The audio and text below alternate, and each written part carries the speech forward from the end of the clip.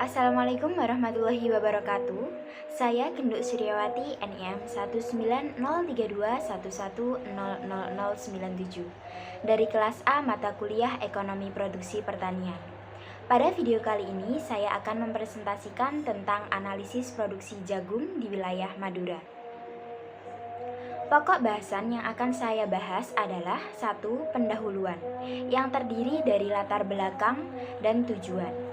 Yang kedua adalah pembahasan, yaitu fungsi produksi Cobb Douglas dan Stochastic Frontier.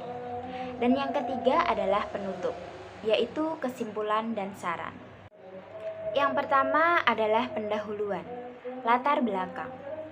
Jagung adalah salah satu komoditas utama di Pulau Madura, selain padi dan tembakau. Petani jagung di Madura mempunyai luas areal tanam terbesar se-Jawa Timur, yaitu sekitar 400.000 hektar. Pada tahun 2017, produktivitas jagung di Madura adalah 2,15 ton. Jagung sendiri adalah salah satu sumber makanan pokok masyarakat Indonesia nomor 2 setelah beras. Hal ini menjadikan jagung sebagai komoditas yang memiliki prospek yang cukup bagus.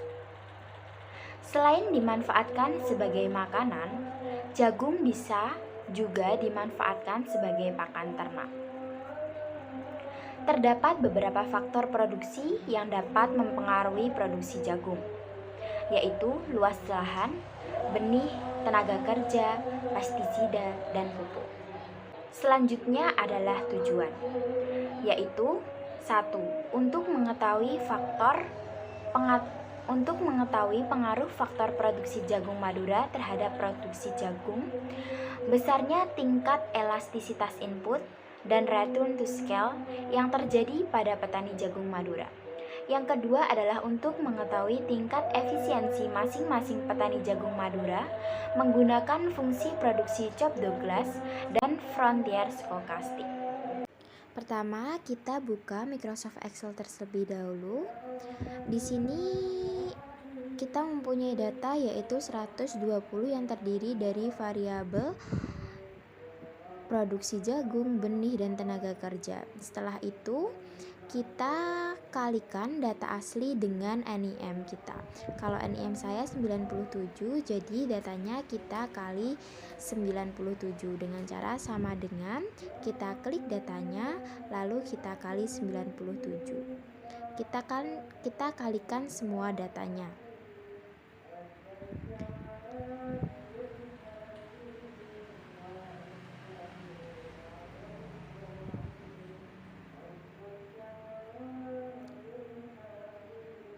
Setelah kita kalikan semua datanya dengan NIM kita, lalu kita lenkan semua datanya.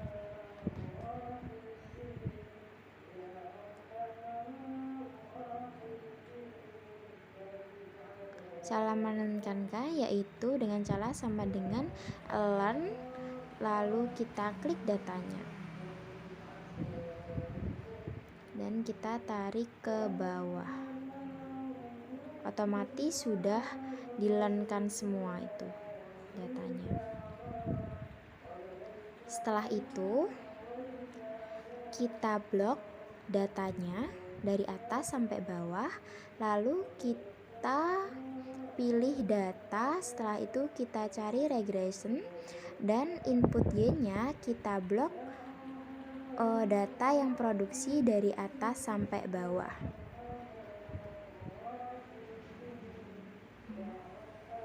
Setelah itu enter, dan untuk input X-nya kita blok data benih dan juga tenaga kerja dari atas sampai bawah. Setelah itu kita checklist untuk labelnya dan untuk output range-nya, yaitu kita mau letakkan di mana outputnya. Kita letakkan di situ saja dan oke. Sudah keluar outputnya.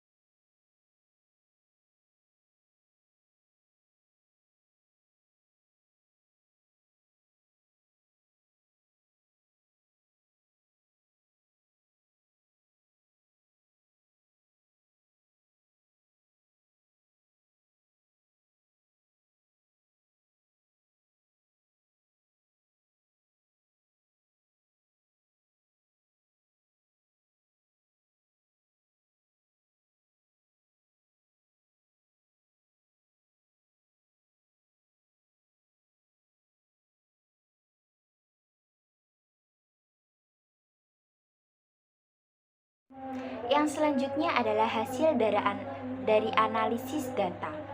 Adapun model linier dapat dirumuskan menjadi len Y sama dengan len 4,343 ditambah 0,028 len K ditambah 0,337 len L. Sedangkan untuk fungsi produksi Cobb-Douglas yaitu Hi sama dengan 76,94 K pangkat 0,028 L pangkat 0,337. Selanjutnya adalah interpretasi data output. Fungsi produksi Cobb-Douglas. 1. Jika variabel benih dan tenaga kerja dianggap konstan, maka jumlah produksi jagung akan mengalami pertambahan sebesar 76,94. 2. Nilai koefisien regresi variabel benih sebesar 0,028. Artinya jika variabel benih mengalami pertambahan sebesar 1%, maka jumlah produksi jagung akan naik sebesar 0,028% dengan asumsi variabel bersifat konstan. Berdasarkan nilai elastisitas, dapat diketahui bahwa elastisitas benih adalah sebesar 0,028, sedangkan elastisitas tenaga kerja adalah sebesar 0,337. Sehingga dapat disimpulkan bahwa nilai faktor produksi variabel tenaga kerja lebih besar daripada nilai faktor produksi variabel benih. Artinya, jika variabel tenaga kerja memiliki pengaruh yang lebih besar dibandingkan dengan variabel benih. Berdasarkan elastisitas tersebut, juga dapat disimpulkan bahwa intensitas produksi dari produksi jagung Madura adalah lebih bersifat padat karya atau padat kerja, dikarenakan nilai elastisitas yang digunakan lebih besar daripada nilai elastisitas benih yang digunakan. Berdasarkan hasil estimasi produksi, setiap variabel yang merupakan hasil dari penjumlahan nilai koefisien masing-masing variabel, yaitu 0,028 ditambah 0,33 sama dengan 0,365, yaitu lebih besar 1, sehingga fungsi produksi berada pada kondisi decreasing return to scale, yaitu jika terjadi proporsi peningkatan pada output produksi yang dihasilkan di bawah proporsi peningkatan pada input. Selanjutnya adalah perhitungan nilai maksimum. Fungsi Y sama dengan 76,94 X1, 0,028 X2, 0,337. Diketahui bahwa V1 atau benih sama dengan Rp1 per kilogram. V2 tenaga kerja sama dengan Rp4 per kilogram. P sama dengan Rp10 per kilogram dan APPX1 sama dengan 5, sedangkan untuk APPX2 sama dengan 1. Rumusnya adalah MR1 sama dengan P dikali MPP, yaitu P di sini adalah Rp10 dikali EP dikali APP1, hasilnya adalah 1,4. Sedangkan untuk MR2 yaitu sama, rumusnya P dikali MPP. P-nya adalah Rp10 dikali EP dikali APP2. Hasilnya adalah 3,37. MR1 di sini lebih kecil daripada 1. Artinya adalah tidak efisien. Secara ekonomis, penggunaan faktor produksi benih belum efisien oleh karena lebih besar dari 1. Maka petani bisa mengurangi jumlah input produksi benih. Sedangkan untuk MR2 adalah lebih kecil daripada 1. Ini juga tidak efisien. Artinya, secara ekonomis, penggunaan faktor produksi tenaga kerja belum efisien. Oleh karena lebih kecil dari 1, maka petani bisa menambah jumlah input produksi tenaga kerja. Pertama-tama kita buka dulu di Microsoft Excel, lalu kita copy filenya. Setelah itu, di sini terdapat 4 variabel dan kita beri juga nomor dan juga responden. Ini terdapat 120 responden ya. dan ada 4 variabel bebas dan 1 variabel terikat.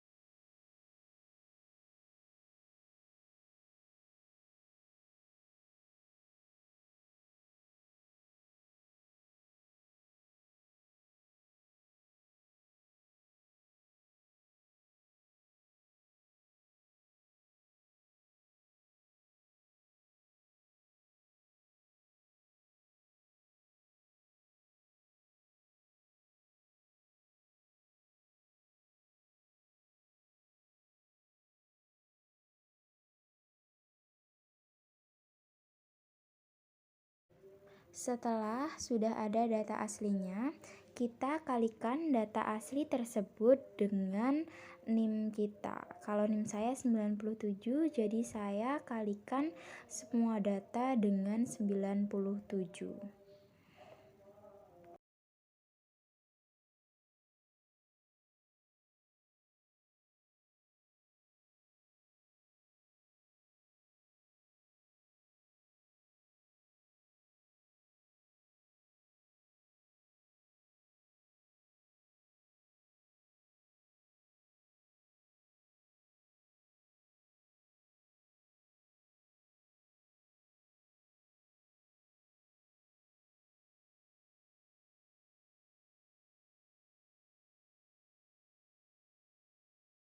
Setelah kita kalikan semua data dengan NIM kita, selanjutnya adalah data tersebut kita learn-kan, yaitu dengan cara sama dengan learn, kita klik datanya, lalu kita enter. Setelah itu tinggal di drag ke kanan dan ke bawah.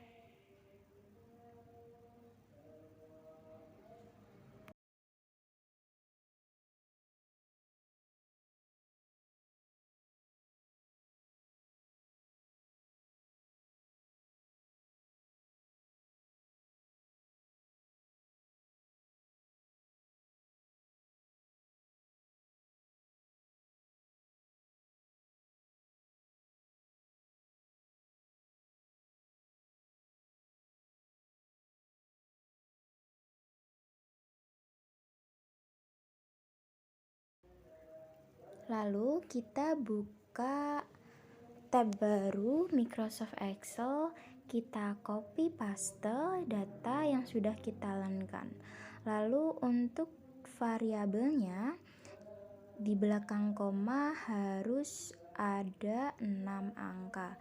Jadi kita atur terlebih dahulu di belakang koma 6 angka.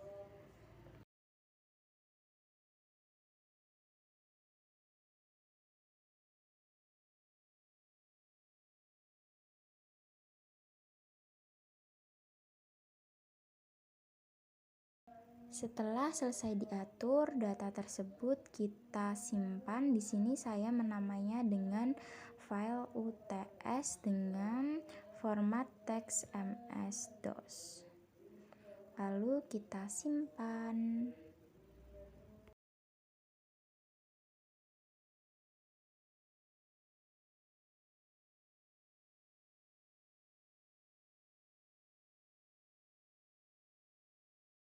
Setelah menemukan tempat yang akan kita simpan, klik OK, yes.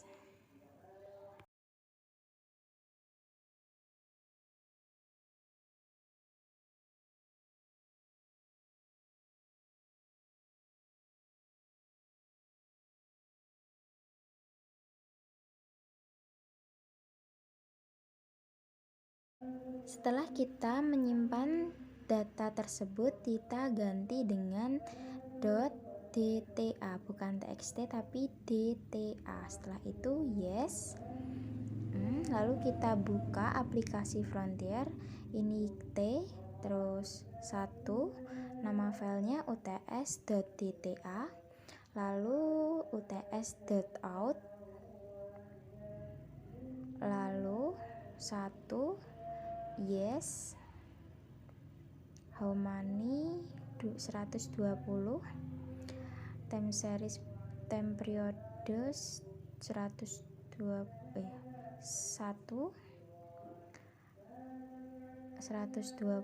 lalu datanya ada 4 variabel, yes and no. Klik OK. Lalu akan muncul outputnya. Kita lihat di sini sudah ada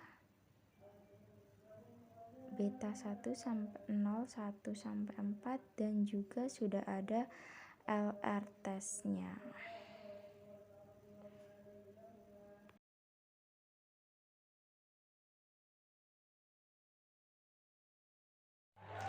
Selanjutnya adalah pembahasan hasil output fungsi produksi Frontier. LR test yang dihasilkan adalah 32,70.